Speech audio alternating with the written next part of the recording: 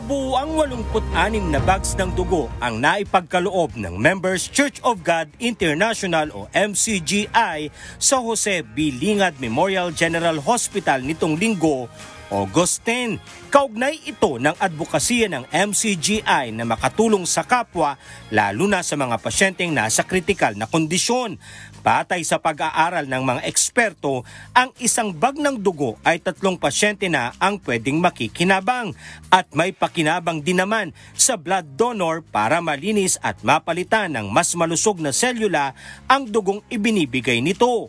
Ay, sobrang saya. Napakasarap po sa pakiramdam na bago nga po ako pumunta dito, lagi kong pinapanalangin na sana hindi po ako ma-reject. Pero hindi naman pong benefits ko sa katawan ko yung makapag-donate din po ng dugo. Kaya sobrang sarap po sa pakiramdam na makabahagi.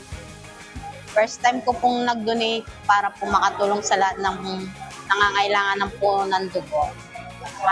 Kahit hindi po ako member ng MCGI po, pusa po akong nag-donate para po makatulong nga po sa nangangailangan ng dugo.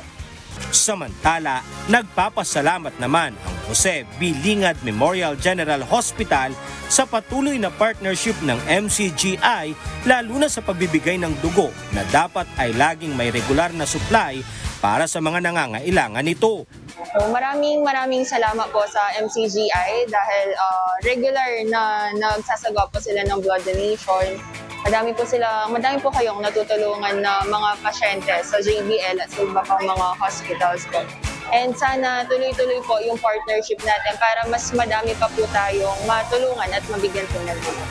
Para sa mga successful blood donors, ayon sa mga eksperto, maaaring muling makapag-donate makalipas ang 3 buwan kung saan ganap nang nakapag-replenish ng bagong dugo ang ating katawan.